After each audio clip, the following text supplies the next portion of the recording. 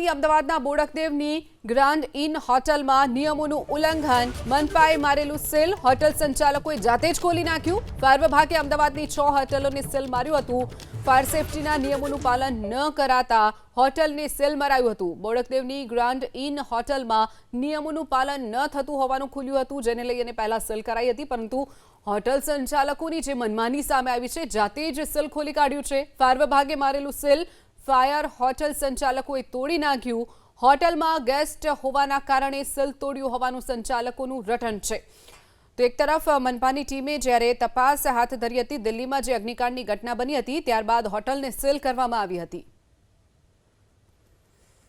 દિલ્હીમાં હોટલમાં આગની ઘટના બાદ હવે અમદાવાદનું જે ફાયર વિભાગની જે ટીમ છે તે એક્શન મોડમાં આવી છે અને અમદાવાદમાં 6 જેટલી હોટલો છે તેને સીલ કરવામાં આવી છે। અત્યારે અમે લોકો આવી ગયા છે અમદાવાદના બોડકદેવ વિસ્તારમાં આવેલી આ ગ્રાન્ડ ઇન હોટલમાં કે જ્યાં આગળ પ્રશાસન દ્વારા સીલ મારવામાં આવ્યું હતું, પરંતુ હોટલ મેનેજમેન્ટે આ સીલ છે તે ખોલી દીધું હતું અને હવે જ્યારે એબીપી અસ્મિતાની ટીમ અહીંયા આગળ આવી છે ત્યારે હોટલ મેનેજમેન્ટ દ્વારા ફરી એક વખત એને સીલ મારવામાં આવી રહ્યું છે। આપની સાથે અહીંયા આગળ હોટલના જે મેનેજર છે તેમની સાથે પણ આપણે વાત કરીશું। ભાઈ, આ સીલ કેમ ખોલી દેવામાં આવ્યું? આ રૂમ ચાલુ છે, હમણાં પણ રૂમ ચાલુ હતું એટલે જ્યારે ફાયરની ટીમ આવી હતી, સીલની કામગીરી કરવામાં આવી હતી, ત્યારે ખબર નથી કે અંદર માણસો છે? એ અંદર રૂમ ખોલાયો નહીં હતો એટલે ખાલી ડાયરેક્ટ મારેલું હતું ડાયરેક્ટ। અચ્છા, તો તમે આ સીલ ખોલ્યું, તમે એક રજૂઆત કરી હતી ફાયરને? સાહેબને શેઠને ઓનરને જ વાત કરી હતી, આપણને કંઈ ખબર નહીં।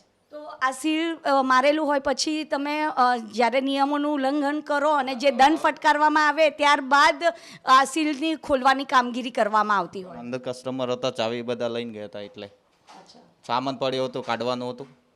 7 દિવસ પહેલાં પણ નોટિસ આપવામાં આવી હતી, તેમ છતાં પણ ફાયરના જે નિયમોનું ઉલ્લંઘન કરવાના કારણે જ આ સીલ મારવામાં આવી છે? ના, એ તો આપણને કંઈ ખબર નહીં, સાહેબને જ ખબર હશે, ઓનર છે।